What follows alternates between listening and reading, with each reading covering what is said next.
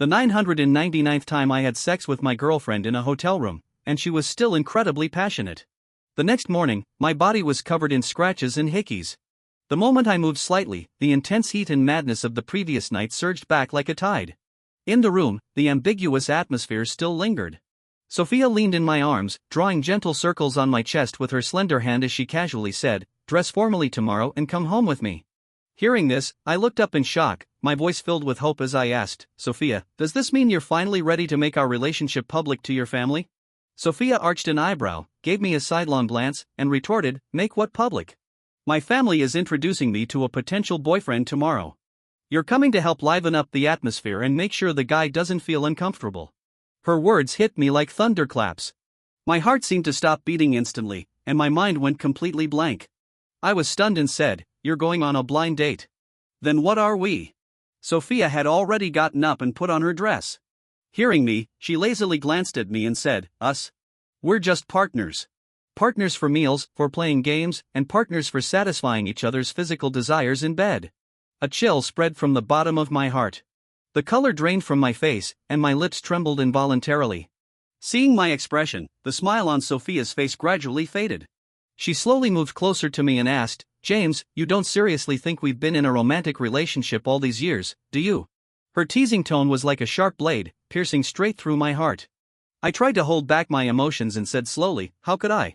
I'm going to take a shower first." I walked unsteadily into the bathroom. As soon as the door closed, I felt all my strength drain away, and I slumped to the ground. Her words still echoed in my ears. Looking at the scratches on my body caused by Sophia, tears streamed down my face. We had known each other for over 20 years, growing up together. We had shared the same glass of milk and read the same comic books. Even at the age of 18, we had sex after getting drunk. After the first time, there was a second, and a third. At night, we were physically in perfect harmony. During the day, we did all the intimate things that couples do, holding hands and walking in the crowds, kissing and promising to be together next year when the new year arrived, and chatting on the phone every day to maintain our relationship. I had always thought that we were already together, just not publicly. But now Sophia was telling me that we were not boyfriend and girlfriend. Leaning against the door, I got lost in memories. It felt like there was a ball of cotton stuck in my chest, making it hard to breathe. I don't know how long it took before I finally composed myself and came out. Sophia had changed her clothes and was sitting on the sofa, talking on the phone. She said, "There will be a lot of people coming tomorrow. We need a big dining room booth. He has a light palate, so French cuisine is fine. I'm craving cake, so get some mousse desserts. And prepare about a dozen evening gowns for me to choose from when I get back. All in black, because David only likes this color." Hearing the name David, my heart skipped a beat. I couldn't help but look over and saw a sweet smile on Sophia's lips. David, so he was her blind date. The look in my eyes immediately dimmed. If it was David, I understood why she was so happy. In high school, Sophia had a crush on David and would mention his name dozens of times in my ear every day. Unfortunately, before she could express her feelings, David went abroad. Since then, I never heard her mention him again. Later, as we got closer after having sex, I thought she had long let go of David. But I never thought that she had never forgotten her first love. The pain of resentment that had just subsided for a moment surged back like a fierce wave. It was so painful that I could barely hold my phone. With a thud, the phone dropped to the ground. Sophia heard the sound and turned around. With a smile, she asked, "Done showering? Then go check out later and don't forget to pay the hotel bill." As she spoke, she picked up her coat and got up to leave. Before going out the door, she turned around and looked at me again, saying with a half smile, "James, I've always regarded you as a friend. Don't show that heartbroken expression in front of me from now on, or I'll think you have some ulterior motives for me. You know me so well that you can understand my thoughts with just one look from me. Don't you think such a life is too boring? If we were really together, it would feel like the end of the road." The sound of her footsteps and voice gradually faded away, but they kept echoing in my heart. I sat on the cold bed, then laughed until tears came out. So, for all these years, this was how Sophia had seen me. I sat alone until late at night before going downstairs to check out. It was pouring outside, but I seemed oblivious. I returned home in a daze. Seeing me soaked through like a drowned rat, my parents quickly brought over dry towels, their voices filled with concern. "With such heavy rain, why didn't you take a taxi?" I looked at my parents numbly, my eyes blank, and said hoarsely, "Dad, Mom, because of the business changes in the group, you've always wanted to immigrate abroad, right? I've thought it through. Let's immigrate and never come back. My parents had been trying to persuade me for half a year. Finally, hearing me give in, they asked in surprise, have you really thought it through? Did you break up with your girlfriend? Thinking of what Sophia had said, my heart felt sour. I shook my head with a bitter smile. There's no girlfriend. There never was. I made it up to avoid being pressured to get married. Although they weren't sure if what I said was true, my parents were still very happy. They immediately started preparing the immigration procedures and urged me to pack my luggage. I replied and went back to my bedroom, throwing away everything related to Sophia, the thick albums of photos we had taken together over more than 10 years that I had carefully preserved, the watches, clothes, and handmade sculptures she had given me. All of them were now thrown into the trash can without hesitation. Mr. James, you're not going to keep all these nice things. Looking at the pity in the nanny's eyes, I nodded gently and said softly, no. Not just these, but also this relationship and Sophia herself. I'm done with them all. The next day, I was woken up by Sophia's messages. She sent dozens in a row, asking when I was going to come over. My heart felt bitter. Sophia, do you even realize how cruel you are? Trembling, I directly replied, I'm not feeling well today. I'm not coming. Shortly after, my parents knocked on the door. James, even if you're having a fight with Sophia, this isn't the time. Hurry up and change. Go to Sophia's house.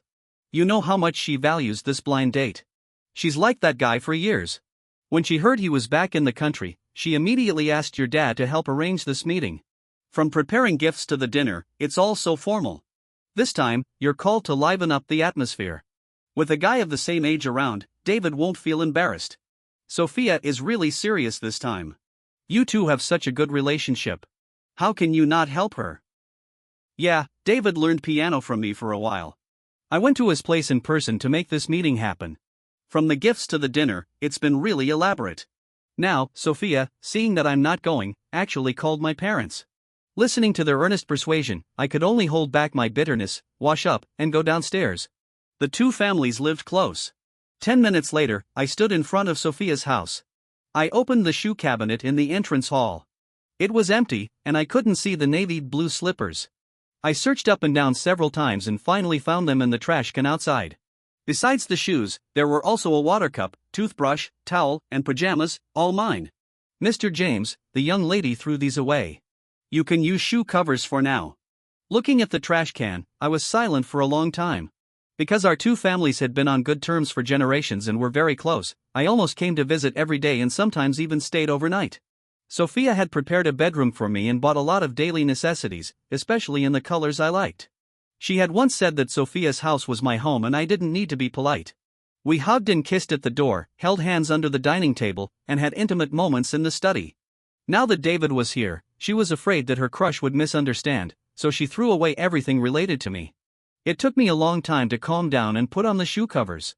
As soon as I entered the house, I saw Sophia, who was peeling fruit for David. The two of them were chatting and laughing. She was sitting on the sofa, wearing a custom-made satin evening gown.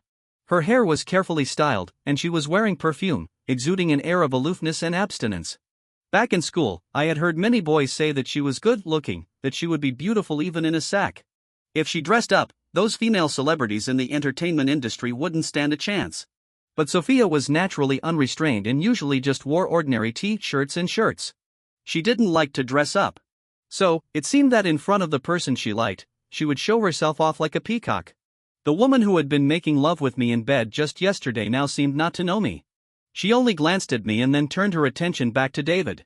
They talked about hobbies, the weather, work, jewelry brands, childhood stories, and school days. Watching Sophia keep finding topics and chatting non-stop, I looked down and laughed at myself. So, in front of the person she liked, she could be so proactive. It was quite a coincidence in high school. You were a year ahead of me, and we were in different buildings, but we often ran into each other at school. It's quite a fate. Hearing David laughingly talk about the past, I looked at Sophia's blushing ears and smiled silently. Was it fate? In fact, it was all Sophia deliberately creating those encounters. At that time, I followed her, watching her go to great lengths for her beloved one, feeling heartbroken. Later, David went abroad, and I thought she finally got what she wanted. But now it seemed that she had. While I was lost in thought, I suddenly heard my name. I heard in high school that you had a very good friend. That should be Mr. James, right? I was slightly stunned.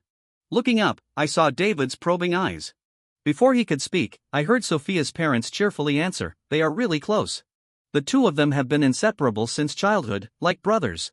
Halfway through, Sophia's face darkened, and she directly interrupted, "Mom, Dad, don't talk nonsense. I would like anyone but James." I lowered my head to hide the disappointment in my eyes and forced a smile. "Me too. I would be with anyone but Sophia." Hearing this, Sophia's expression froze for a moment, then quickly returned to normal. She put her hand on my shoulder like a buddy, looking indifferent. "That's right. We have a pure friendship." For a moment, the atmosphere in the entire living room became much more relaxed. I laughed along. Vaguely, I heard Sophia breathe a sigh of relief and softly say thank you. I didn't say anything, just quietly moved a few steps to the side, creating some distance between us. Covering for her. No, I was telling the truth. Towards evening, Sophia's family arranged a car to go to the restaurant. The three of us young people sat in one car. Along the way, Sophia, who was sitting in the middle, took great care of David, adjusting the air conditioner temperature, getting a blanket, and helping to get water and peel fruits. Looking at the two of them chatting heatedly on my left, I silently turned to look out the window at the scenery. Halfway there, it started pouring. The road was dimly lit, and the car in front turned on its high beams. When going downhill, the driver was dazzled and didn't have time to turn, crashing straight into the guardrail. At the moment of danger, Sophia instinctively threw herself into David's arms. With a bang, the car window glass shattered and splashed. I, who was sitting closer to the inside, was covered in blood. A sharp pain spread throughout my body. I felt like my whole body was falling apart, and my consciousness began to fade. I saw the right-hand door open. Sophia anxiously pulled David out of the car, called the hospital, and gently comforted him. She seemed to have forgotten that there was another person in the car and didn't ask about me at all. After the ambulance arrived, the doctor suggested rescuing the more seriously injured first. But between me, lying in a pool of blood, and David, who was pale with fright, Sophia only hesitated for a few seconds before choosing to take David to the hospital first. Watching the car drive away, the focus in my eyes gradually blurred, and tears couldn't stop streaming down. Sophia, our 20-year relationship couldn't even compare to a single glance from him. My eyelids grew heavier and heavier, and the pain that had been tormenting me dissipated like clouds. I didn't wait for the next ambulance. My vision went black, and I completely lost consciousness. I don't know how long it took before I heard noisy voices. Opening my eyes, I saw my mother patting her chest, her voice full of worry and relief. "Thank God, James, you finally woke up." Fortunately, the ambulance arrived in time. Otherwise, with so much blood loss, the hospital blood bank wouldn't have been enough. The three of you were in one car. How come David only got a scratch on his hand while you were so seriously injured? My father also let out a sigh of relief, took a sip of water from the cup, and said, "Of course it's because of Sophia's protection. True feelings are revealed in times of adversity." That guy was really touched. I just went to visit the next room. Sophia was feeding that guy porridge. Just looking at the affectionate looks between them, I think their marriage is going to happen. I listened quietly. After they finished gossiping, I said hoarsely, "How long have I been asleep? Are the immigration procedures done?" My parents said, "You've been asleep for 2 days. We were so scared." "You don't need to worry about the procedures. They'll be done in about 20-odd days. You just need to recover well." Hearing that there was less than a month left, I felt a sense of relief. In the next 2 or 3 days, I could often hear from the nurses about the various things Sophia did for David. She stayed by his bedside every day, worried for a long time when she heard him cough at night, and went to the nurse to get hot water. She would test the temperature of all the medicine herself, prepare candied fruits, for fear that he would suffer. Afraid that he would be bored in the ward, she tried every way to find various toys to amuse him. I listened silently, not saying a word. When the nurse pushed me for a re-examination, I heard a commotion in the corridor. Passing by the next room, I turned my head and saw Sophia holding a large bouquet of roses, confessing to David. "David, I fell in love with you at first sight 8 years ago. Those encounters were actually me deliberately approaching you. I remember all your preferences and your dreams. I didn't have the chance to confess back then. Now, will you give me a chance?"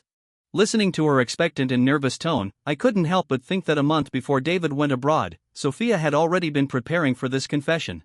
Although it was missed by chance at that time, it was only a few years late. After hearing David say "I do," I smiled softly and walked towards the examination room. The moment I turned around, there was warm applause from the onlookers. Sophia heard the sound and turned around, seeing my lonely and desolate figure. The smile on her face froze, and a strange feeling rose in her heart. This discomfort only lasted for a moment and was soon drowned out by a tide of joy. She reached out and openly threw herself into David's arms. At night, I opened the ticket booking software and searched for a direct flight from New York to Spain. Just as I finished paying, Sophia came with David. She said, "James, I have good news. David has agreed to be with me. I'm such a good friend, right? I'm telling you first." Looking at their tightly held hands, I nodded and said lightly, "Congratulations." David's eyes were filled with happiness. He smiled shyly and said, "Thank you for your blessing. I heard from your parents that you were seriously injured. Do you feel better recently? I brought some fish soup. Have some." As he spoke, he asked Sophia to serve the soup quickly. Seeing her obediently do as she was told, I was stunned for a moment before reacting and replying, "Thank you, but I don't need the fish soup." Hearing this, Sophia's face instantly turned cold, and she looked at me dissatisfied. "This is the fish soup that David cooked himself. I didn't even want to give it to you. It's because David cares about your injury that I reluctantly agreed to bring you a portion. How can you be so ungrateful?" As she spoke, she poured a bowl and stuffed it into my hand, insisting that I drink it now. I wanted to explain, but she grabbed my wrist. During the struggle, the bowl was knocked over, and the hot soup was poured all over my wound. Ah! The pain made cold sweat break out on my forehead. My whole face wrinkled, and I turned as pale as paper. David was startled and, looking ashamed, quickly grabbed a tissue to help wipe. Sophia, worried that he might get burned, quickly shielded him behind her and, looking at him, said, "David, this has nothing to do with you. He's been tough-skinned since he was a kid. It's not a big deal. Don't blame yourself." My hand holding the paper trembled several times, and my heart seemed to stop for a moment. The next second, Dad pushed the door open. Seeing that my wound had started bleeding again, he was so scared that he quickly called the nurse. Mom was heartbroken but still patiently put away the fish soup and explained to David, "David, James is allergic to seafood and can't drink fish soup. We appreciate your kindness." "Thank you." Sophia stood there, stunned. Her face turned a bit unnatural as she said, "Why didn't you say so earlier?" Looking at the gauze stained red with blood, my heart was filled with bitterness. In the past, she always remembered my dietary restrictions. Every time we went to a restaurant, she would repeatedly emphasize to the waiter, "No seafood, no green onions, no coriander." But now, with David around, her mind and eyes were only on him. Naturally, she wouldn't remember such a small thing. A person's heart is only so big and can only hold one person. The person she loved the most. After a long silence, I finally forced a smile and replied to her, "You didn't give me a chance to speak." The ward fell into a deathly silence. David looked so guilty that he was about to cry. Sophia, distressed him, said nothing and took him away. Due to a wound infection, I had to stay in the hospital for another 3 days before being discharged. The time for immigration was getting closer, and our whole family was busy packing. My parents couldn't get away, so they prepared a generous gift and asked me to go to Sophia's house. As soon as I entered the door, Sophia's parents pulled me and kept apologizing, "James, we're really sorry. You and Sophia have had such a deep friendship for so many years. In such a dangerous situation during the car accident, she only protected David and ignored you, causing you to get such a serious injury. Uncle and Aunt really feel bad. We will definitely make her apologize to you." I shook my head and gently comforted them. "Mr. David is Sophia's boyfriend. It's natural for her to care about him. I'm fine too. Uncle and Aunt, don't worry." Seeing that I didn't take this to heart, Sophia's parents finally let go of their concerns. After chatting for a while, I then brought up the main matter and told them that our whole family was going to immigrate. Sophia's parents were taken aback by this sudden news and said, "So sudden?" The company's business was adjusted. We actually started preparing for it half a year ago, but it was only finalized recently. My parents specifically asked me to come and tell you.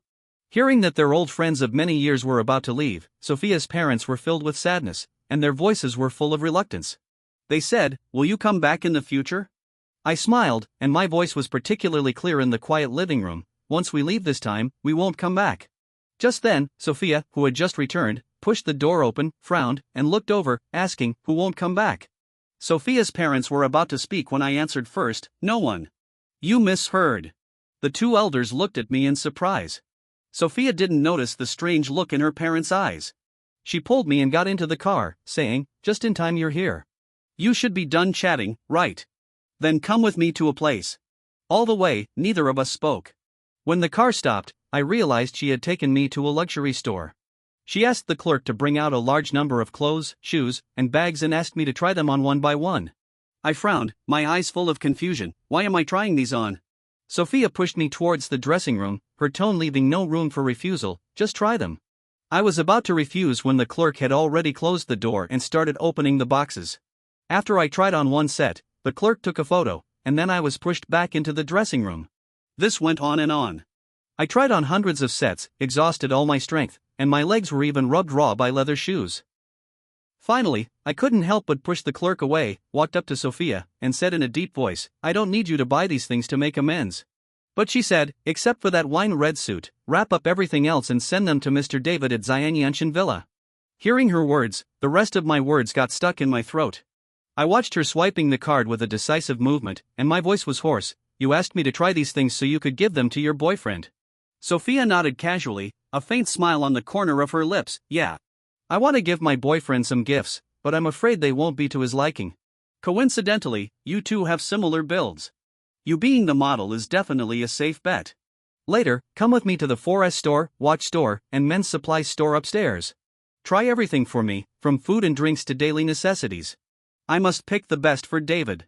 Hearing her arrange these itineraries without my consent, I could no longer hold back the anger in my heart and said, "Sophia, I'm not a tool for you to please your boyfriend." Sophia had never seen me get so angry. She looked up in surprise and saw my red-rimmed eyes. I added, "Do you know? I've never regarded you as just a partner. I was serious about our hugs, kisses, and even going to bed together. You cannot like me, but you can't treat me like this." My voice was choked with sobs. Sophia was stunned. A complex mix of emotions welled up in her heart. She wanted to explain, but I had already turned and left. Looking at the figure disappearing into the crowd, Sophia's eyes flickered slightly. The next second, she returned to normal. After returning home, I took out the suitcase and started packing. At the dinner table, I could occasionally hear my parents talking about Sophia. I heard Sophia booked Universal Studios for 3 days to celebrate David's birthday. The roses were flown in from Europe. She's really putting in the effort. A few days ago, Sophia took him back to the old house to meet her grandfather. She paid out of her own pocket to prepare several antiques and said they were from David. Sophia's grandfather was so happy that he kept praising David. Every time I heard them talk about Sophia's family, I remained silent. Although my heart would still occasionally stir, there was no more pain. I focused on my own business, refusing all invitations to gatherings where I might run into Sophia. A few nights, Sophia got drunk and pretended to be casual and sent me messages asking me to pick her up, but I ignored them. People in the circle would also talk about this when they were drunk. "Sophia, what happened to that handsome guy who grew up with you? Why isn't he following you around recently?" Sophia didn't take it seriously and replied with an air of nonchalance, "He's sulking at me. Don't worry about it. He'll be fine in a while." But after a while, I still had no news, and finally, I didn't even reply to her messages. The day before Sophia's birthday, she finally couldn't hold back and sent me any invitation. This time, I finally replied with just 3 words, "I won't come." Early the next morning, as soon as I went downstairs, I saw Sophia. She was sitting on the sofa with a dark face and shouted in a cold voice, "James." I could tell she was in a bad mood, but I still had no intention of coaxing her. My attitude was far from warm as I said, "Oh, good morning. I'm just about to go out on a date with my girlfriend, so I won't entertain you. Make yourself at home." Sophia's pent-up anger from the past few days was instantly ignited. She suddenly stood up, grabbed my hand, and her eyes were full of haze. "Where did you get a girlfriend?" I didn't answer her, and my face showed no sign of fear. Sophia's anger grew stronger, and she unconsciously increased the strength in her hand, asking, "Are you dumb? Speak." I tried to shake off my hand, which was already red from her grip, and replied in a cold voice, "What does this have to do with you? Aren't you meddling too much?" Just as the situation was about to escalate, my mom, who had just come downstairs, quickly pulled us apart. "Oh, you kids are having a fight. James has been too busy recently to have a girlfriend. Even if he wants to date, it'll be some time later. You two grew up together. There's nothing that can't be said. Don't quarrel." With the elder present, we both restrained our tempers and sat down. After my mom went out, Sophia also realized that she had gone too far just now. When her rationality returned, she remembered what had just happened and frowned. "Your mom just said you've been too busy recently. What happened? Why does it have to be some time later? Were you lying to me just now?" I sat in the corner, glanced at her, and asked, "Do you need something?" Seeing that I had changed the topic, Sophia knew this was a provocation. She breathed a sigh of relief and then asked about the main matter. "It's my birthday. Why won't you come?" I casually replied, "Busy. No time." Seeing my cold attitude, Sophia was filled with anger, and her voice involuntarily rose. "What are you busy with? What could be more important than my birthday? In previous years, weren't you more eager than anyone to celebrate for me?" I took a sip of water, and my voice remained calm. "Things have changed. You already have a boyfriend. You should say this to David, not to me, an outsider." For some reason, hearing the word outsider, Sophia felt uncomfortable. She crossed her legs, clasped her hands together, and looked at me, saying, "I don't care. You have to come this year. Do you remember that you promised me 3 wishes a few years ago? One was to knit me a scarf, and the other was to accompany me to climb a snow-capped mountain. Now both have been fulfilled. Now I want to use the 3rd wish. You must come to my birthday." This time, I didn't retort. I lowered my head. My silent attitude made Sophia frustrated. Her voice became even colder as she asked, "Have you forgotten why you promised me these 3 wishes back then?" Of course, I remembered. 3 years ago, when we went to the beach and the tide rose, I got a leg cramp and was washed into the deep sea. It was Sophia who jumped in without hesitation to save me and almost drowned herself due to exhaustion. I almost cried myself unconscious by the hospital bed and even had the thought of dying for love. After Sophia woke up, she gently wiped away my tears and said in an extremely gentle voice, "You're crying so miserably. People who don't know might think I'm dead. I feel sorry for you, and you're still saying such unlucky things." I was so angry that I pinched her face. She begged for mercy while comforting me. Okay. If you really feel sorry for me, just grant me 3 wishes." Remembering the past, I couldn't say anything again. The room was quiet for a long time before I gave her an answer. "Okay." Just then, the phone rang. Sophia picked it up and walked out, saying, "As long as you agree. You must come tomorrow." Looking at her disappearing back outside the door, I said the rest of the sentence, "Let's not contact each other anymore." Halfway through the birthday party, Sophia and David announced their wedding date in public. Only then did I know that today was not only Sophia's birthday but also their engagement party. Thunderous applause rang out throughout the venue, and everyone sent their blessings. I sat alone in the corner, watching them kiss with happy faces, feeling no waves in my heart. When it came to the toast-giving part, David, holding Sophia's hand, walked over, smiling and raising his glass. "Mr. James, you and Sophia have such a good relationship. Can you be the best man at our wedding?" "Sorry, I have something to do that day and can't attend the wedding."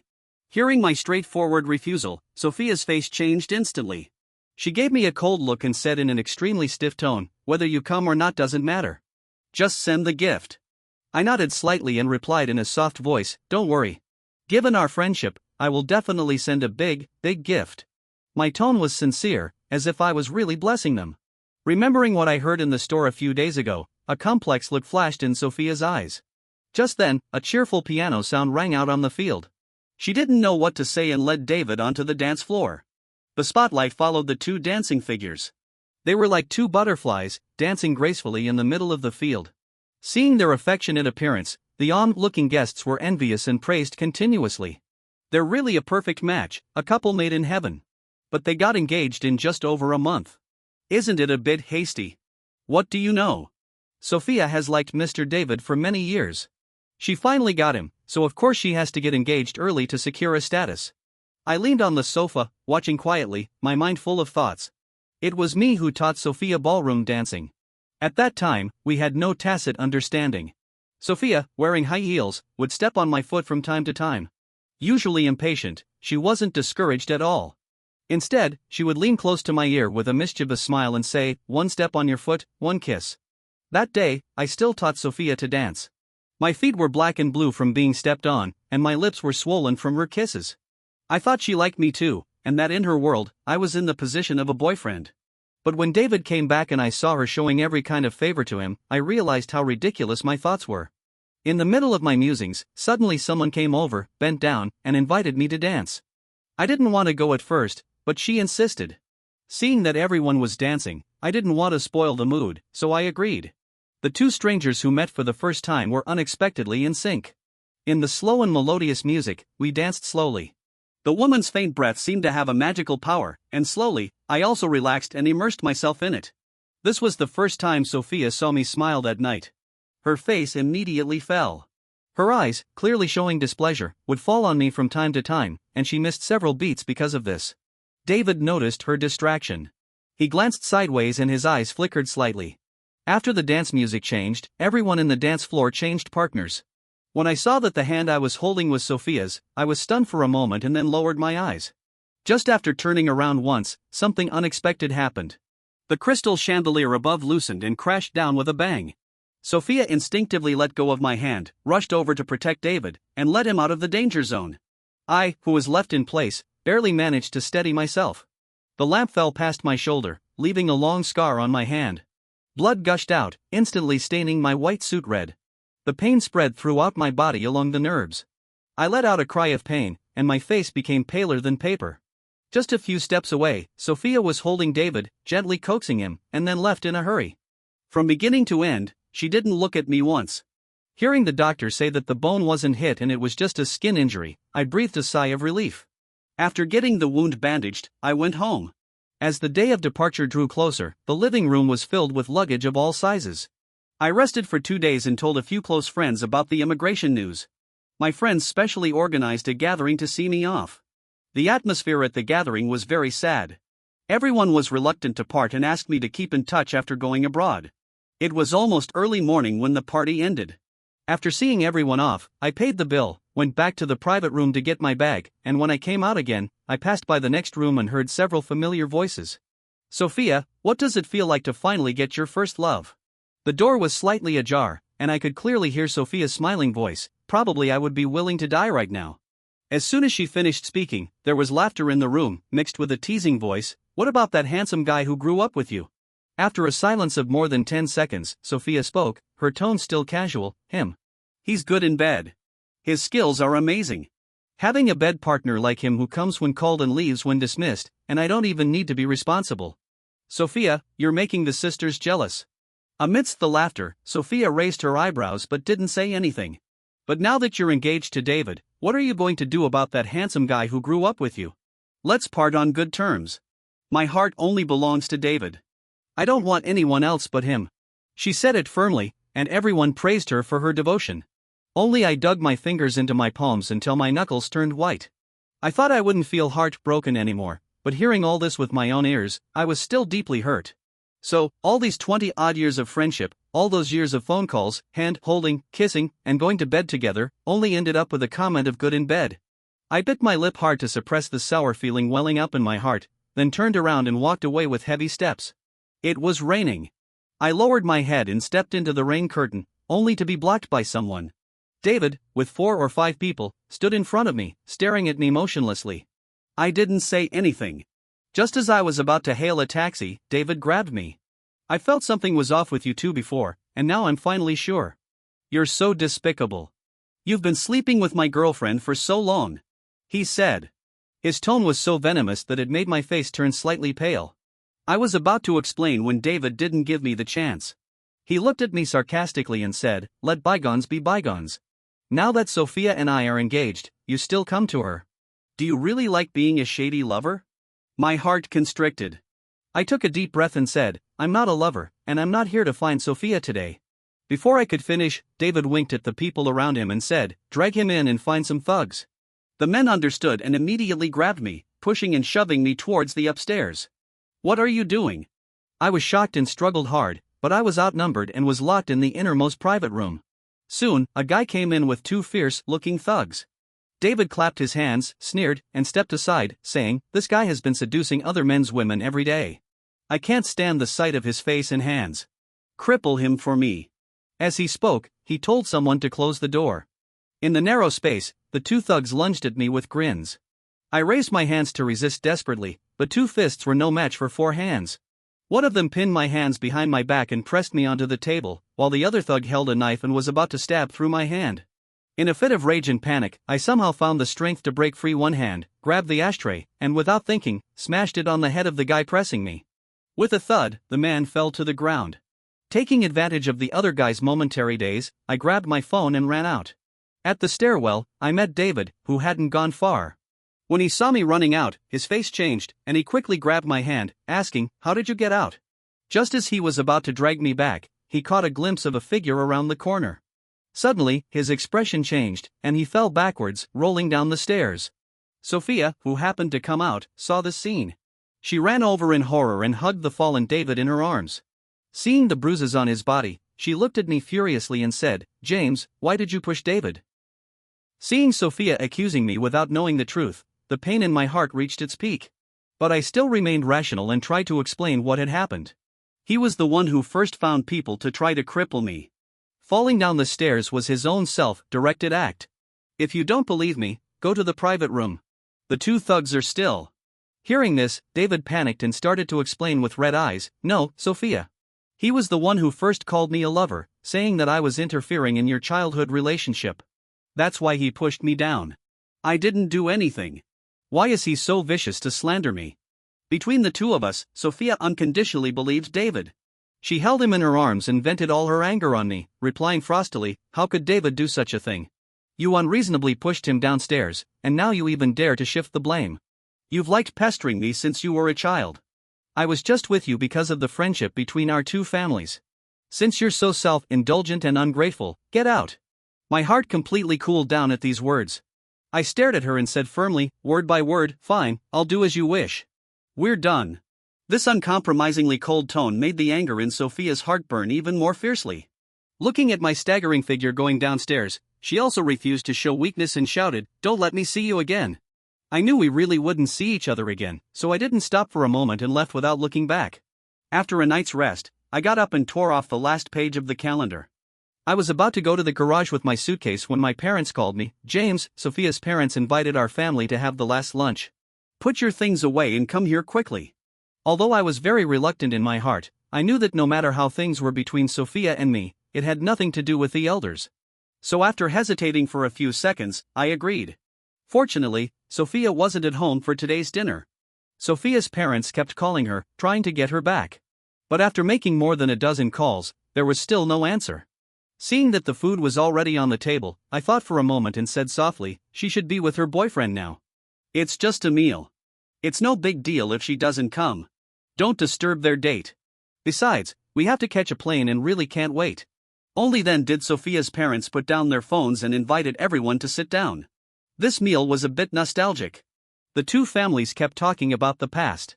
I listened in silence, buried my head in eating, and said little. After the meal, everyone took a big group photo in the yard as a souvenir. At 1 o'clock in the afternoon, our big family set off with our luggage, and Sophia's parents also came to see us off. At the airport, Sophia's parents called Sophia several more times, but there was still no news. The couple sighed and looked at our family with regret, saying apologetically, "Sophia has been busy with the engagement these days and doesn't know you're moving away. She'll be very sad when she comes back and sees the empty house." I gently shook my head and said indifferently, "No, she won't." The four elders looked at me in surprise. Why? At this moment, the boarding announcement was broadcast. I didn't say anything, just politely said goodbye to Sophia's parents. My parents also took out a red envelope with cash from their pockets and handed it to them, saying, "We can't attend the two children's wedding. Old friends, remember to convey our message. Uncle and Aunt wish them a happy marriage and a long life together." At the moment of parting, both families felt a lot of emotions. I stood aside alone, opened my phone, and blocked and deleted all of Sophia's contact information. After doing all this, I put my arms around my parents, waved to Sophia's parents, and then turned and walked towards the boarding gate without looking back. It was almost midnight when Sophia came back. She casually threw her coat on the sofa, looked at the empty living room, and yawned as she asked the servant, "Why did the family call me so many times yesterday?" The servant, who was cleaning, replied respectfully, "Sir and Madam invited James' family to have a meal at home. They left yesterday." Sophia, who was still angry, was impatient when she heard James and interrupted her, "Okay, I don't need to know anything about James in the future." Then she went back to the bedroom. When she woke up, it was already noon the next day. When she went downstairs, Sophia's parents were having lunch and waved to her, "Sophia, call James and ask if they've arrived." She sat down at the dining table and refused coldly, "I'm going to see the wedding venue. I'm busy." Sophia's mother didn't force her and made a video call herself. The moment it connected, David's call also came in. A gentle smile appeared on Sophia's face. She put on her earphones and said, "You got up so early today. Then I'll come and pick you up for breakfast." As she spoke, she got up. When she passed by Sophia's mother, she glanced at the phone and saw my smiling face and the hotel-like background behind me. At this time, why wasn't he at home? Sophia felt a little suspicious. Just as she was about to ask, she heard David ordering breakfast. "Then I want to eat spaghetti. Come and we'll go together." She didn't stay any longer, walked to the entrance to change her shoes, and vaguely heard a voice from the living room. "James, have you arrived? What's the weather like there?" Arrived where? Did James' family go on a trip? Sophia could only think of this possibility, but she didn't take it to heart and hurried out. In the next month, Sophia was busy with the wedding, going out early and coming back late every day. Time diluted the anger in her heart. Slowly, she also let go of the incident in the bar, thinking that as long as I came to apologize and admit my mistake, she would act as if nothing had happened. But I seemed to have evaporated from the world, with no news at all. Sophia wasn't worried at all. After all, because of the friendship between the two families, James' family would definitely attend her wedding. At that time, even if I was reluctant, I would be forced to come. She was confident and leisurely, as if she had already seen the scene of our reconciliation, and even thought about what to say when giving me a chance. But until the day before the wedding, when Sophia passed by my house on her way home, the whole villa was still dark. She deliberately stopped the car and rang the doorbell. After waiting for a long time, no one came out. Looking at the dark room, Sophia felt inexplicably flustered. She took out her phone and opened our chat interface. The latest message was still the invitation on her birthday. She couldn't help but type a line, "Tomorrow is my wedding." Her finger hesitated on the send button for a long time, but Sophia finally didn't press it. Between her and me, she was used to being in control. She didn't want to be the one to bow her head first. But all night, Sophia was restless and didn't sleep well.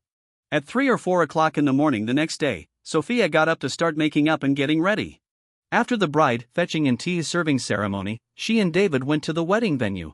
Before this, Sophia had stepped into this hotel countless times, and her heart was only filled with the joy of her wish coming true. But today, for some reason, looking at the dreamy and romantic hall, Sophia felt a little dazed. Was she really going to get married? Was she really going to marry David?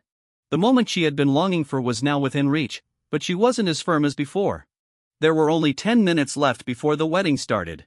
Sophia searched all over the hall and the backstage, but still didn't find James' family. Her sixth sense told her that my parents and I probably wouldn't attend this wedding. As soon as this thought came to her mind, Sophia's already flustered heart started beating faster, almost jumping out of her chest. What followed was endless boredom and uneasiness. She took out her phone and kept clicking between the address book and WeChat, looking anxious. A few minutes later, the bridesmaid informed her that she could wait in the wings. Sophia finally made up her mind. While rushing to the scene, she called my father. A minute later, she heard a loud greeting, "Sophia, aren't you about to get married? Why did you think of calling Uncle?" Hearing the continuous sound of the waves, Sophia's heart sank to the bottom. She forced a smile and said, "Yes, because of the wedding, I want to ask Uncle and Aunt, aren't you coming to the ceremony?" "Sorry, Sophia. Our family is traveling and can't attend your wedding. I wish you and David a happy marriage and a harmonious union for 100 years. Clearly, these were words of blessing, but they didn't taste right to Sophia. She raised her hand to look at the time and said something she herself couldn't understand. "It's okay. Are you by the sea? You can drive back now and should still be able to catch the wedding." There was a long silence on the other side, and then my father's shocked voice came, "Sophia, we're in Barcelona now. Didn't your parents tell you?" Hearing the name Barcelona, Sophia was stunned. Spain. What were James' family doing in Spain? What were her parents supposed to tell her? A series of questions popped up like bubbles, completely occupying Sophia's mind. She even forgot about the wedding. She turned back to the backstage, grabbed Sophia's parents, and said in an unprecedentedly urgent tone, "Mom and Dad, James' father said they're in Spain. Didn't you tell them I'm getting married today?" The couple looked at each other and said, "They immigrated to Spain a month ago. Didn't you know about this? I thought James had already told you." The word immigration made Sophia's head boom. She never thought that our whole family would immigrate, and it was a month ago. Sophia's parents didn't quite understand what was going on. Seeing her in a daze, they quickly pushed her towards the front hall, chattering non-stop, "The wedding is about to start. What are you in a daze for? Nothing is more important than getting married now. Let's talk about this when we get back." Sophia's face turned several degrees paler, and she couldn't listen to anything. She blankly raised her phone and heard my father still saying hello, hello. As if she had caught a glimmer of hope, she said, "Uncle, is James there?" Can you give him the phone? I have something to say. After a burst of noise, Sophia heard my extremely cold voice, say something if you have something to say. Hang up if not. At the same time, the MC's voice came through the door, now, let's invite the bride to the stage. Sophia ignored it. Her world only had this voice in her ear. She said, I'm getting married today. I replied indifferently, congratulations. Is there anything else? This cold as frost attitude aroused Sophia's anger, and her volume increased several degrees. I said I'm getting married. Are you deaf? The MC reminded again, and Sophia's parents were also urging. Sophia didn't move at all. She heard me sneer, what does it have to do with me? Sophia, from now on, we'll go our separate ways and never contact each other again. With a beep, the phone was hung up. All the guests in the hall looked at her strangely. Sophia's parents were as anxious as ants on a hot pan, trying to persuade her, the wedding has started, Sophia. What are you doing? James and his family won't come to the wedding, and they won't come back to the country in the future. Why are you making things difficult for them? Hurry in. The day we went abroad, we called you dozens of times to come back for a meal and say goodbye properly, but you didn't answer any of them. What's the use of being anxious now? First, finish the wedding. After a while, we'll go to Spain together, and then you can explain to James' father properly. Every word was like hot oil pouring on Sophia's heart. Just thinking that the possibility of seeing me in the future was extremely slim made her hands tremble. When the MC reminded for the third time, she still didn't show any sign of entering the venue. Instead, she started to call back. A series of the phone is turned off prompts made her even more irritable. She started to call my phone again. This time, it wasn't turned off, but the number you dialed cannot be connected prompt, indicating that she had been blocked. Realizing this, the veins on Sophia's forehead twitched. She opened WeChat and sent several question marks. A series of message sending failure prompts popped up on the screen. The full screen red exclamation marks became the sickle that cut off Sophia's last bit of hope. She turned around and was about to walk out, but at the exit, she met David in a suit. David stared at her, his eyes full of confusion and urgency, and asked, the MC has called 3 times, Sophia. Why haven't you entered the venue yet? Facing his question, Sophia spoke incoherently, I have something to do and want to deal with it first.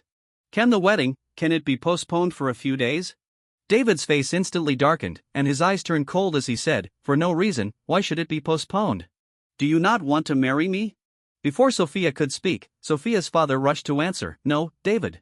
Sophia just heard the news that James immigrated and can't accept it for a while. You wait a moment. She'll be fine after she calms down. Hearing this, David immediately understood what she was going to deal with. The anger that had been pent up in his heart burst out. He also lost his temper and shouted, you want to postpone the wedding for him? Sophia, are you crazy? I tell you, if you dare to walk out of this hotel today, it's over between us. Sophia finally regained some sense and quickly explained, David, I just want to ask him why he suddenly immigrated. Give me some time. David's emotions completely got out of control. He grabbed Sophia's arm, unconsciously tightened it, and said with red-rimmed eyes, you were the one who said you liked me for 8 years, and now you're the one who wants to run away from the wedding. You said you only regarded me as a friend, but you had sex with him for so many years. Sophia, do you ever tell the truth? For a moment, everyone was silent. Sophia's parents looked at their daughter in disbelief. David's father, who was waiting aside, was so angry that his face turned red. He gave Sophia a disgusted look and left with his son. This time, no one stopped them. After being let go by David, Sophia fell to the ground, dizzy. But she seemed not to feel the pain. She stared blankly at the back of David's family leaving until they completely disappeared behind the door. She didn't say a word to keep them. Does she not know how to say it, or does she not want to? She herself isn't sure. This wedding came to an end before it even had a chance to begin. That night, David's family demanded the return of all betrothal gifts and announced the severance of relations between the two families. Sophia's living room, plastered with happy characters, looked joyous on the surface, but was filled with a deathly silence. Sophia sat alone on the sofa, staring blankly at the completely dark villa outside the window. Many images flashed through her mind, all related to me. When they were 5 or 6 years old, the two of them held hands and swung on the swings in the garden. In their early teens, she was my model as I painted her portrait with my own hands. After reaching adulthood, they had countless kisses and hugs. They had been close friends for 18 years, and then, overnight, they became secret lovers. Lovers, what an inappropriate word, yet Sophia could only use this term to describe these 5 years. I wasn't her boyfriend, yet everything they did went far beyond the boundaries of friendship. The words of love and affection spoken casually in bed to add to the mood had unknowingly engraved themselves in her heart. After saying so many lies, Sophia gradually began to believe them, though she never realized it. It was only after completely losing me that Sophia finally understood her own heart. She had liked David, but over the years he was away, that liking had slowly turned into an obsession. This unrequited obsession clouded her eyes, making her think she had never changed. But over time, she had actually fallen for me. That's why she would get angry when she saw me gradually distancing myself from her. Her heart would flutter when she heard me admit my feelings, and she would be in a panic when she knew I had left. Losing me forever was more unacceptable to Sophia than getting David. If she had to choose between the two, she would only have one answer: she wanted me to stay by her side. Sophia couldn't imagine what her life would be like if she lost me. There would be no one to share the delicious wine with, no one to resonate with the strange ideas that popped into her head, and no one to understand the words she repeated hundreds of times. The only person who could truly understand her was far across the ocean, and they had already lost contact. Just thinking about it made Sophia shudder. So when she heard that David's family wanted to call off the engagement, her first reaction was actually a sigh of relief. Sophia's parents still hadn't recovered from the shock. They stared at her for a long time before finally mustering the courage to ask, "David said you had a relationship with James."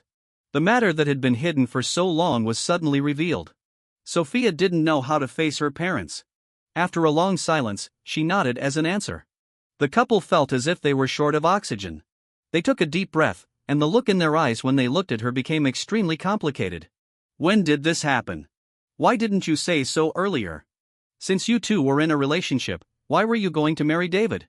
Does James' decision to immigrate have something to do with you? How could you be so muddled? Our families have had a relationship for decades. If you two really loved each other, wouldn't we support you if it was all out in the open? What you've done, how can you be worthy of James? How can you be worthy of James' parents?" Sophia was in a turmoil and didn't know how to answer them. The room fell silent again. After a long time, she finally thought it through and took the initiative to say, "This is all my fault from beginning to end. I'll go to Spain tomorrow to apologize to James."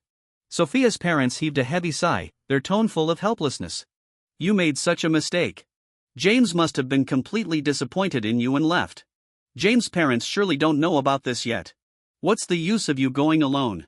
We'll go with you and sincerely apologize to them." In the month since we came to Spain, we completed all the procedures and moved into a new home. After nearly 2 months of busyness for the immigration, the whole family was exhausted. So when everything was finally settled, the three of us planned to go on a beach vacation. It was a clear and crisp autumn day. I lay on a beach chair, watching the waves gather and disperse, and my mood gradually relaxed. I leisurely took out my phone and saw a flood of WeChat messages. Big gossip. "James, I heard Sophia and David's wedding was called off, ha ha ha ha. It's a pity you didn't come to the wedding and didn't see David's distorted face in anger. I said a flash marriage wouldn't last long. Ha ha ha, they broke up on the wedding day. It's really funny." Scrolling through them one by one, they were all messages like this. I just found them boring. As soon as I closed my phone, my mom came over with 2 glasses of juice, sat down, and gave me one. Her tone was relaxed and cheerful.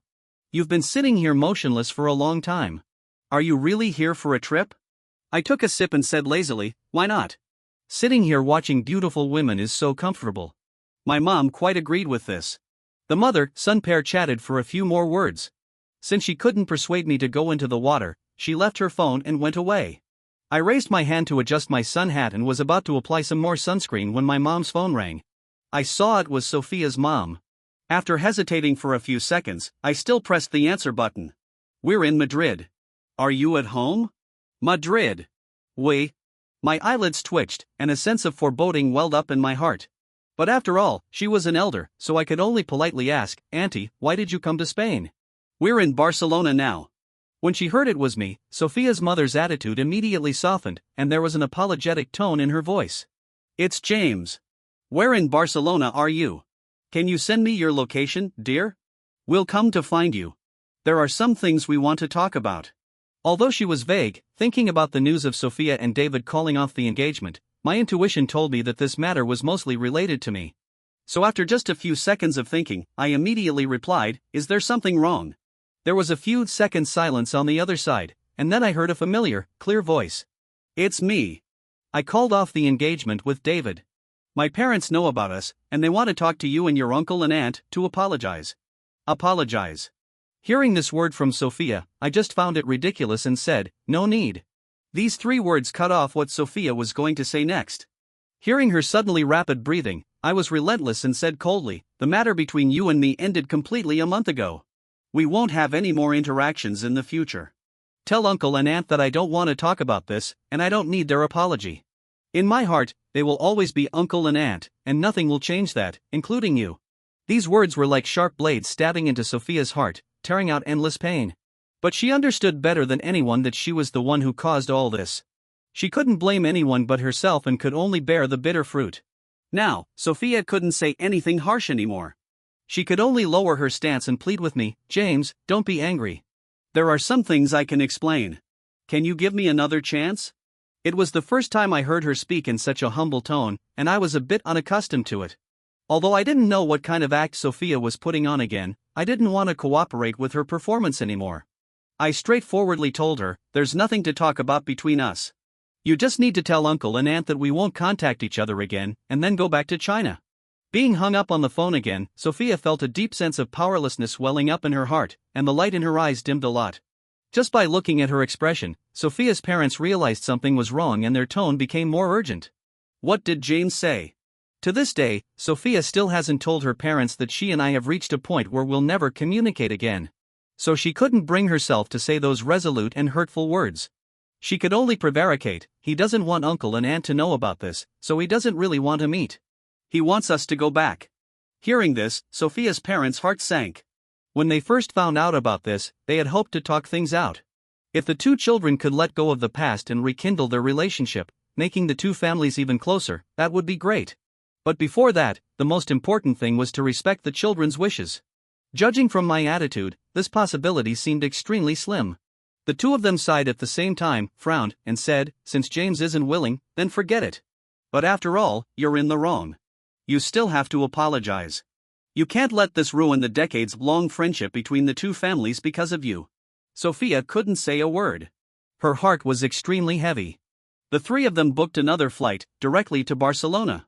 After the plane landed, Sophia's father called my dad to explain the situation. That night, the 2 families met at a Western restaurant by the coast. I had lost some weight in a month, but I looked good and energetic. For half an hour, except for a greeting at the beginning, I sat in the corner, silent. During this time, the parents of the 2 families chatted a lot. When they heard about the cancellation of the engagement, my mom and dad were surprised and asked the reason. Sophia's parents and Sophia didn't know how to answer, so they could only say roughly, something came up suddenly. David didn't want to get married, so we called off the engagement. Seeing them in such a difficult situation, my mom didn't ask any more questions and changed the topic. Called off is called off. You can't force matters of the heart. Yes. Since you're not busy with the wedding anymore, then stay in Spain. We'll accompany you to have fun for a while. Consider it a way to relax. Hearing this, I, who had been silent, finally spoke up. Dad, Mom, didn't you promise Auntie that you'd go see her in a few days? The meaning was clear. A trace of embarrassment appeared on Sophia's parents' faces, and a flash of unease crossed Sophia's eyes. She quickly waved her hand and said, It's okay, Uncle and Aunt. You can be busy first. I'll take good care of my parents. We can get together again when you come back. This was clearly a sign of wanting to stay in Spain. A sense of displeasure welled up in my heart, and I looked at Sophia with impatience in my eyes. Is it necessary? The whole box fell into a deathly silence because of this sentence. My parents didn't understand why I was so impulsive today. They apologized and scolded me at the same time. Sorry, James doesn't know how to speak. He's worried that you won't have a good time without us. Don't misunderstand. Yes. James quickly apologized to Uncle and Aunt. Since they've come all the way here, we should accompany them to have a good time. It's not too late to go see your aunt next month.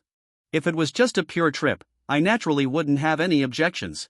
But I knew in my heart that they didn't come here to play. In my opinion, this was originally a private matter between me and Sophia and shouldn't involve the 2 families. I didn't want my parents to know about these troubles, so I tried my best to stop it. But seeing them come to the door and keep pestering about this matter, the depression and anger that had been building up for months suddenly surged up, and I didn't want to maintain any pretense anymore. I said bluntly, Dad, Mom, the one who should apologize isn't me, and it shouldn't be me. Sophia's face gradually turned pale after this sentence. My dad and Mom sensed that something was wrong, and their expressions became serious. They both looked at her. "What's going on? Did you two quarrel again?" "It's not a quarrel.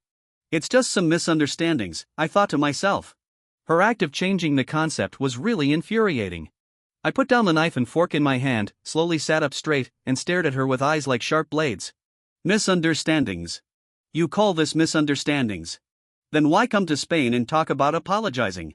Seeing me angry, Sophia's parents were a little anxious and couldn't help but explain for her. "James, it's all Sophia's fault. She really should apologize to you." My dad and mom were even more confused, looking at us with puzzled expressions. The peaceful life that had been hard-won was disrupted like this. I didn't want to beat around the bush anymore, so I simply told them the whole story. "Sophia and I have been together since we were 18. Although we never made our relationship public, in my heart, I always thought we were in a relationship. But until David came back, she told me that the person she had always liked was him, and she only regarded me as a friend. I didn't say anything. I chose to grant them their blessing and even immigrated to Spain, completely severing this relationship. I've retreated to this extent, Sophia. Why do you still keep pestering me?" My tone became more and more excited, and my eyes couldn't help but turn red. But this time, my tears were only for myself, for the me who had loved and waited for so many years, only to be despised, misunderstood, abandoned, and ignored.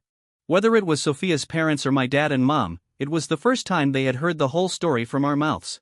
The four of them looked at Sophia together, wanting to know if all this was true. But she kept her head down, answering with silence. My dad and mom's faces instantly turned cold. Sophia's parents reacted more violently, glaring at her and sternly asking, "Is what James said true? Sophia, how could you do such a thing?" Sophia couldn't deny it. She felt as if her chest was being tightly grasped. She could only squeeze out a few words from her throat. "Yes, I'm sorry to James, sorry, uncle, aunt." My dad and mom, who had loved their child for more than 20 years, couldn't accept the fact that their son was the one being betrayed. Filled with anger, they couldn't face Sophia's family anymore.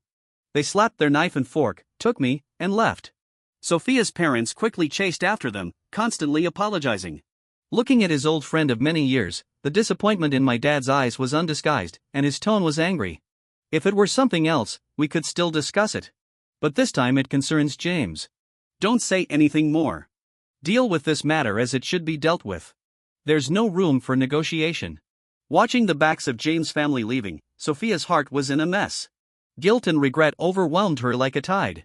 Sophia finally truly realized that this time, she and I had reached a dead end. No matter how much she gave in or apologized, it was impossible to turn things around. I was no longer the little boy who could be easily coaxed. I wouldn't give her another chance. Once lost, it was completely lost. It was as difficult to mend a broken mirror as it was to retrieve spilled water. After returning to the hotel, my parents and I sat in the living room for a long time, speechless. With the company of my family, my mood gradually calmed down. I knew my parents were worried about me. To reassure them, I ordered a dinner and comforted them with a smile. "Dad, Mom, it's all over. I've actually let it go. Don't look so worried, okay?" Seeing me so sensible, my parents patted my hand, their eyes full of love and pity. "James, since you've let it go, Mom doesn't want to ask too much, for fear of bringing up your sad things. But you have to tell Mom the truth. When you were with Sophia, what other grievances did you suffer?" I was slightly stunned. Recalling the bits and pieces of these years and what happened before leaving New York, I didn't know where to start. Most of the moments that made me feel sad came from the helplessness and confusion when I discovered that Sophia had been playing with my feelings. Feelings are complex and hard to judge by right or wrong. After thinking for a long time, I finally decided that there was one thing that really needed an explanation. So I told them about what happened in the bar the day before I left. After hearing the cause and process of the matter, my dad was so angry that he slammed the table, and my mom looked terrified. The couple couldn't swallow this anger no matter what. They immediately booked a flight back to the United States. Malicious wounding is against the law, James. Don't worry. Mom and Dad won't let those who want to hurt you go. After a night's rest, James' family returned to New York. The first thing they did was to go to the bar to get the surveillance video, and then they went straight to the police station to file a case. With conclusive evidence, the police took all the suspects in for interrogation and investigation that day. At first, David didn't know what had happened. When he saw me at the police station, his face instantly turned pale. Before the formal interrogation started, David, feeling guilty, rushed up to me, trying to take the initiative. "You've already immigrated. What are you doing back now? I looked at him and replied coldly, of course, I'm here to settle accounts. Don't you know exactly what you've done? A flash of panic crossed David's face, but he still tried his best to argue. I haven't done anything. Why are you slandering me? I didn't bother to talk nonsense with him. Whether it's slander or not, the surveillance video can prove it. It's not up to you to argue. Soon, David remembered everything that had happened that night from the clear surveillance video. When he heard the police say they were going to prosecute, he completely panicked. Abandoning his previous arrogant attitude, he started to apologize. I'm sorry. Jealousy got the better of me that night, and I made a mistake in a moment of confusion. Anyway, you're not hurt, so can we just let this go? Hearing this, I couldn't help but sneer. I was devastated by one thing after another at that time and was in a hurry to leave New York, so I didn't have time to pursue this. What do you mean I'm not hurt? If I hadn't grabbed that ashtray, I might not have made it out of the bar alive that day. You have no remorse for such an excessive act and still want to get away with it easily. I definitely won't agree. Save these words for the court. I will definitely see this through to the end. This sentence was like the death penalty, leaving David completely hopeless. The thought of potentially being sentenced to prison and his promising future being ruined left him in a state of panic. He then turned to my dad to plead for mercy. Teacher, please, for old time's sake, let me off this once. You know how hard it's been for me to get to where I am. You're magnanimous. Can you give me another chance? I'm begging you. Watching his once proud student crying and pleading, my dad remained unmoved. He just said coldly, "You've really disappointed me." Since the investigation of the case took time, we stayed in New York. During this period, David's family almost daily asked various connections to plead on his behalf, but we rejected them all. Sophia's family soon learned of the news and rushed back. As I came out of the police station, I saw Sophia waiting outside. In just 2 or 3 days, she had become haggard, with bloodshot eyes. When she saw me, a trace of shame flashed across her face, and she called out in a low voice, "James." I didn't bother to pay attention to her. I acted as if I didn't see her and was about to leave. Before I could go down the stairs, Sophia, who had rushed over, blocked my way. "Can we talk?" I knew that running into her here must be because she was summoned for questioning regarding the same case, and she was probably here to plead for David. I'd been hearing similar things so often these days that my ears were practically numb. So I didn't want to give her a chance to speak and said directly, "There's nothing to talk about. The fact that David abetted the crime is conclusive. My parents and I will definitely see this through to the end. It won't make any difference who comes. Instead of wasting time asking me to be lenient, you'd better quickly find some good lawyers for your beloved. Maybe it can reduce his prison term by a few years." Sophia was stunned. The police had already shown her those surveillance videos. She never thought that I hadn't been lying that day, and it was indeed David who had orchestrated the frame-up. Recalling her actions that night, she wished she could slap herself a few times. Why did she vent her anger on the victim? Why did she say those hurtful words on impulse? Why couldn't she have calmly and patiently found out what had happened? Countless self-reproachful emotions welled up in Sophia's heart, making her thoughts restless for a long time. Seeing that I had misunderstood her again, she panicked and quickly explained, "It's not for David." Then there's even less to talk about. With that, I shook off Sophia's hand and strode towards the car. After I fastened my seatbelt, I found Sophia standing in front of the car, stubbornly refusing to move. Her eyes, which were usually unruly, were now full of pleading. "James, just give me 15 minutes. I stared at her, my fingers gently tapping on the steering wheel. I knew that with Sophia's temper, if I didn't agree today, she'd block the way all day. I didn't want to waste time with her, so I nodded and said, 10 minutes. Seeing me give in, Sophia seemed to grab at a straw. She let out a slight sigh of relief. She walked over to the driver's side and said softly, "I'm sorry for what happened in the past, James. I shouldn't have trampled on your feelings and said those hurtful words. I apologize. You can hit me or scold me, I'll take it. Just please don't ignore me, okay? Before, I always thought I liked David, but on the day of the wedding, when I heard the news of your immigration, I realized that the most important person in my heart was you. I couldn't lose you, so I called off the engagement with David." I couldn't tell whether what Sophia said was true or false. Over the years, I had heard countless sweet words from her. I had once thought that was love, but in the end, it was just my wishful thinking. If Sophia really cared about me and liked me, would she have abandoned me at a critical moment? Would she have not given me a chance to explain? Would she have pushed me away time and time again? I had been fooled once, so this time, no matter what she said, I just took it as a joke. So, My face didn't show the forgiveness and surprise she expected. I just uttered these two words softly. These two words made Sophia's expression freeze instantly. She didn't understand why, even though she had bared her heart and soul, I was still unmoved. Looking at my cold face through the car window, she felt that breathing had become difficult and heavy. But time was pressing, so she could only continue to pour out her feelings without reservation. James, now the only person I like is you. Can you give me another chance? I swear to you, this time, I will never do those stupid things again. I'll make our relationship public to everyone and treat you as well as I did before. If you're willing, we can get engaged right away. I will definitely give you a clear future. Sophia spoke with great conviction. Looking at her sincere face, I lowered my head, and clarity returned to my eyes. If she had said these words 2 months earlier, I would have believed her. Unfortunately, there are no ifs in the world, and I no longer want any future with her. I don't think the person she likes is me, and I don't think we'll have a future. If that's all you want to say, then let me make it clear to you. There's no possibility between you and me. The last glimmer of hope in Sophia's heart was shattered. Her face turned dull, her body couldn't help but tremble slightly, and the veins on the back of her hand bulged. Sophia looked at me with eyes full of sorrow, her voice choking. Why, James? I already know I was wrong.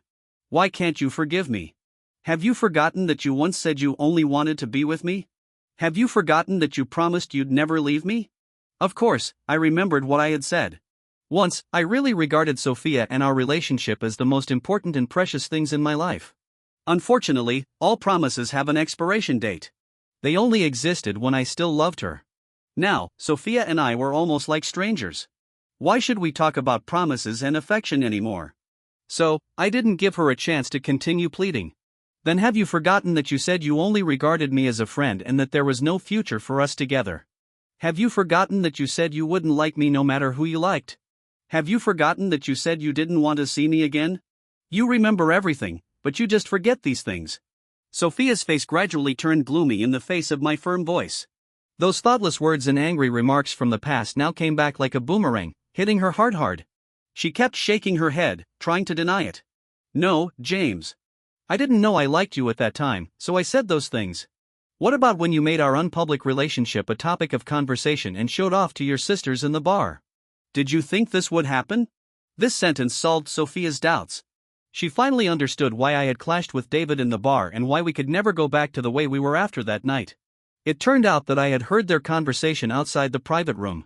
Realizing this, Sophia felt her head buzzing, as if all the blood in her body was flowing backward. She desperately tried to think of reasons to explain and subconsciously reached her hand into the car window, trying to hold my hand and buy some more time. But when I saw the time was up, I didn't hesitate to close the window. Her hand was pinched purple and blue, but she still refused to pull it back. Streaks of blood seeped out along the window crack, and the smell of blood filled the air.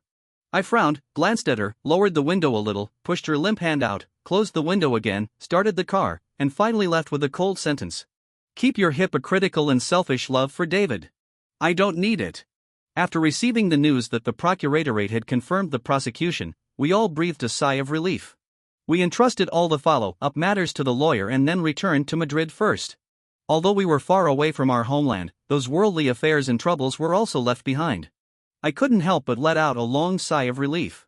As time passed day by day, I gradually got used to life here. My parents asked me what my plans were for the future.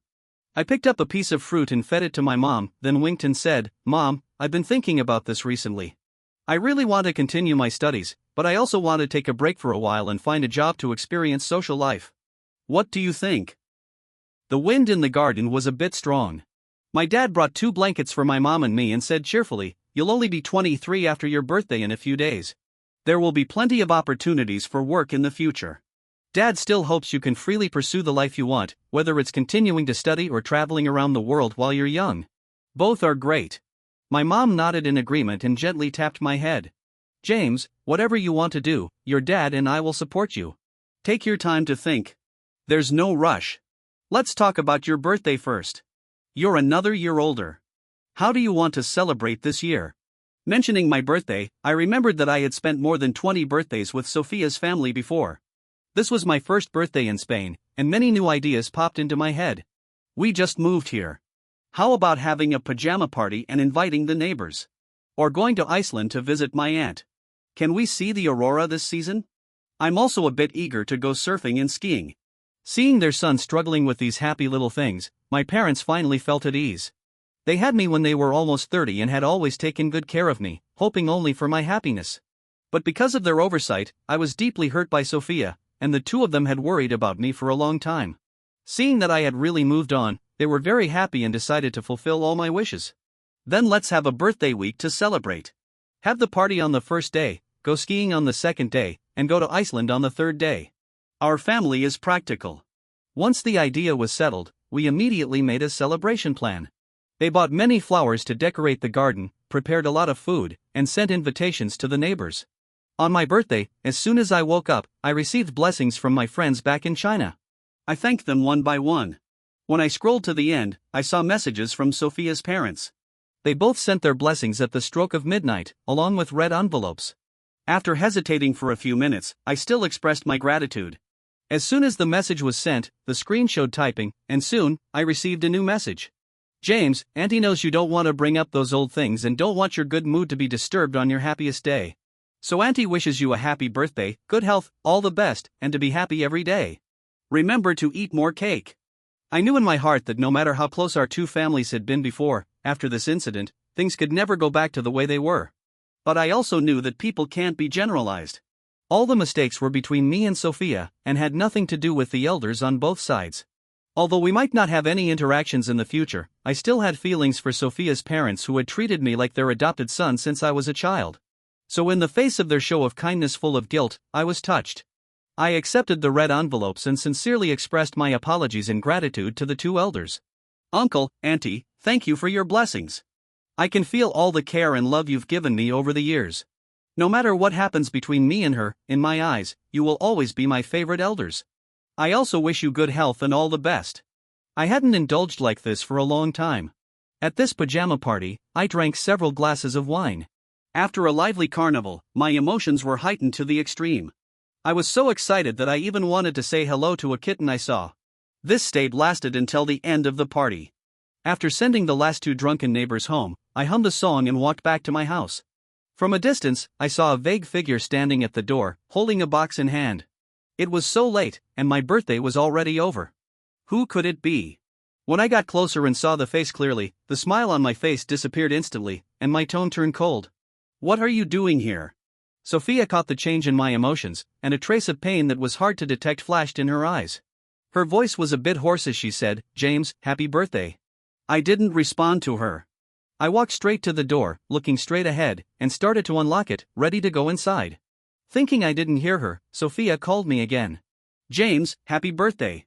This is the birthday gift I prepared for you." Her voice was so loud that my mom in the living room heard it and shouted from afar, "Who is it?" "James, is that you coming back?" I didn't want my parents to know Sophia was here, so I quickly replied, "It's me. I'm just out here getting some air. I'll be back in a while." After that, I looked back at Sophia and concisely stated my attitude.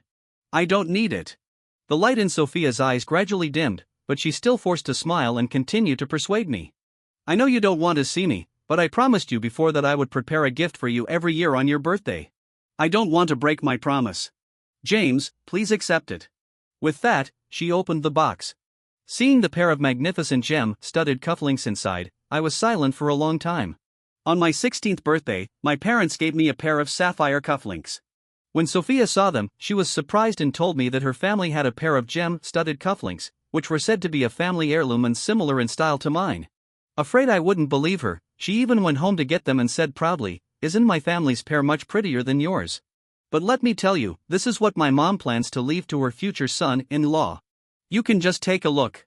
At that time, Sophia always talked about David. I thought she was hinting that she didn't like me at all and that there was no possibility for us to be together. Those feelings that I hadn't had the chance to express were then buried deep in my heart. Even later, when we shared the same bed and I heard many ambiguous words from her, and my heart fluttered countless times, I still never dared to tell her that I had liked her for many years. I would always remember the disdainful smile on her face and her extremely confident tone when she held up the cufflinks. So seeing this pair of cufflinks again, I still felt a sense of emotion, including reminiscence of the past, but there was no longer any throbbing. I took a few steps back, putting some distance between Sophia and me. My voice was soft but extremely firm. "Don't do these meaningless things anymore, Sophia. We ended a long time ago. I won't accept this cufflink, or anything else you give me in the future. With that, I turned around and walked towards the house without the slightest hesitation. A cold autumn wind blew, making Sophia shiver. She watched my receding figure, feeling as if something was being drawn out of her body. The long, suppressed unwillingness and pain finally burst out at this moment. What do I have to do for you to forgive me? We've been together for more than 20 years. Do you really want to break up with me completely? James, no matter how many harsh words you say, I will never give up. I will prove to you that you're the only one in my heart. In this life, it has to be you. No matter how loudly she shouted, I didn't look back. Early the next morning, James' family, with their luggage, was ready to go skiing. Not seeing Sophia when we went out, I secretly breathed a sigh of relief. I pushed the suitcase to the back of the car. Just as I put my things away, I heard my dad exclaim, "What's this? James, did you leave a neighbor's birthday gift at the door?"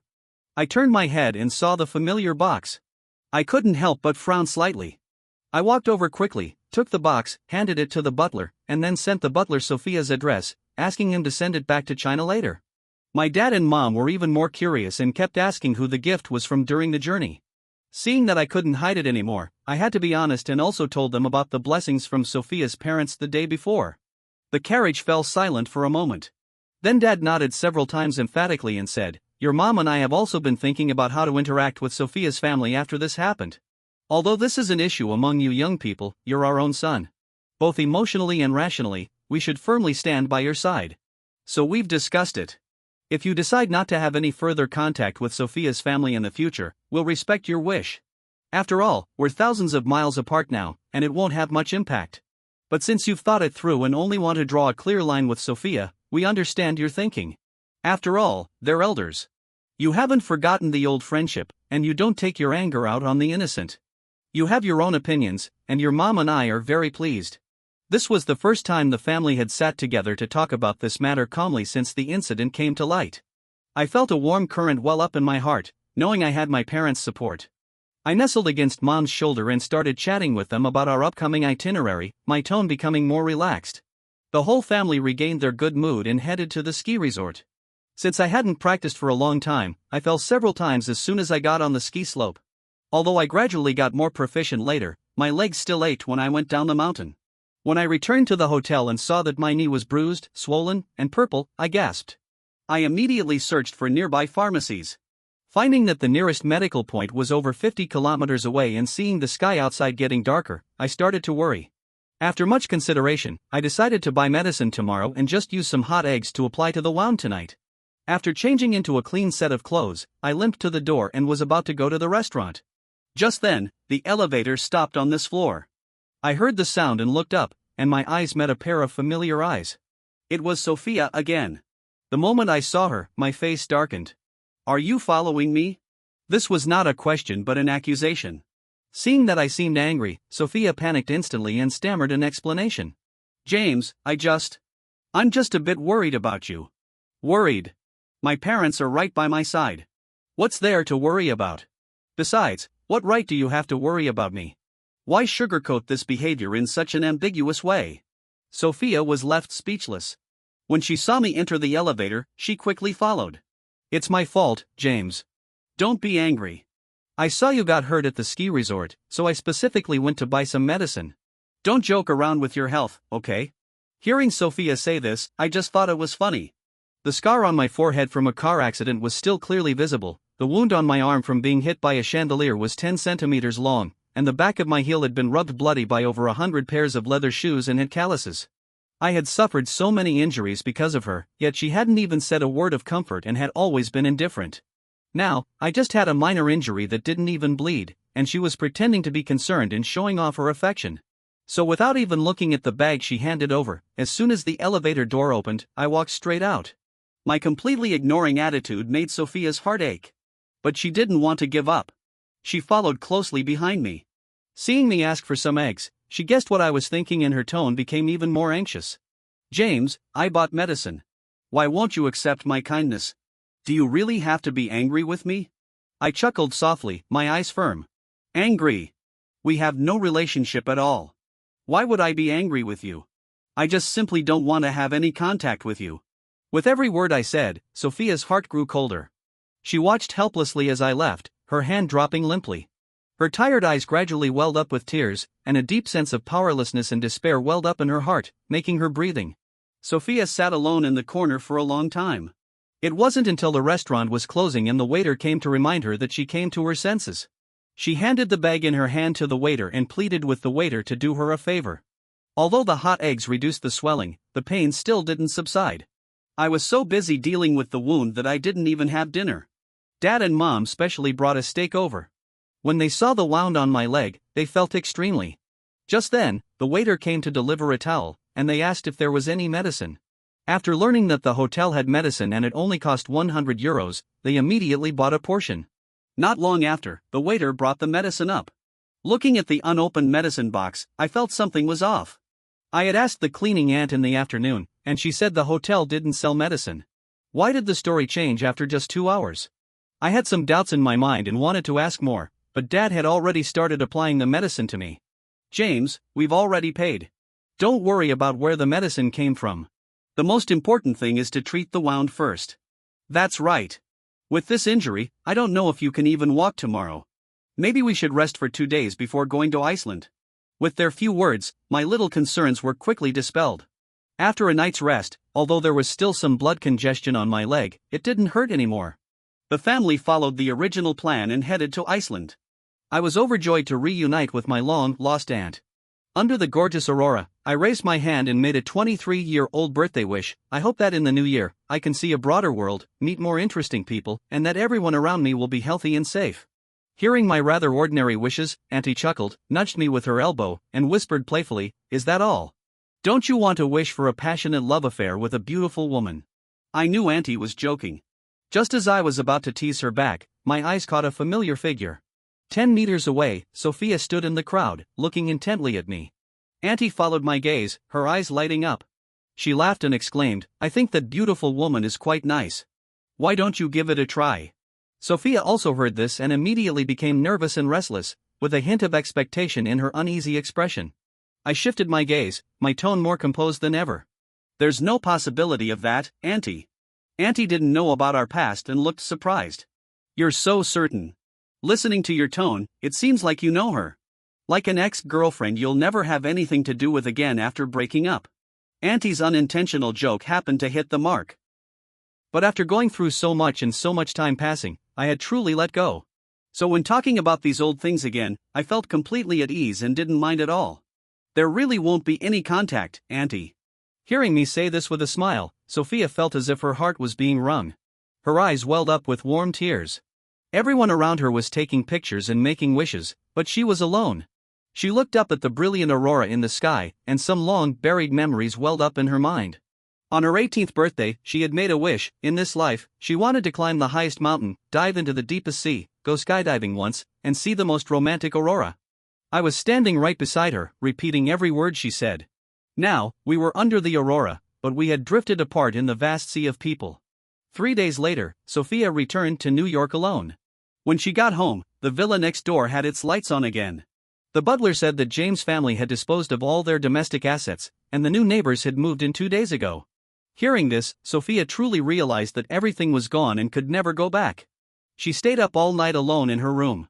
Early the next morning, through the window, she saw the new neighbors taking down the swing in the garden, changing the pink-white curtains to dark green, and cutting down and throwing away the seashell wind chime hanging at the door.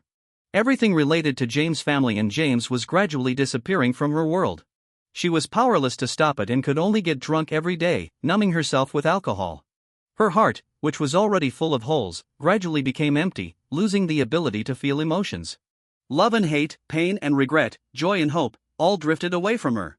Her room was filled with various sundries she had picked up from next door. Only when picking up these things would she have a moment of clarity. The 5-year-old child next door would follow Sophia every day, treasure hunting with her. The big tree in the yard was cut down, the land full of roses was dug up, and the stones painted with cartoons were smashed.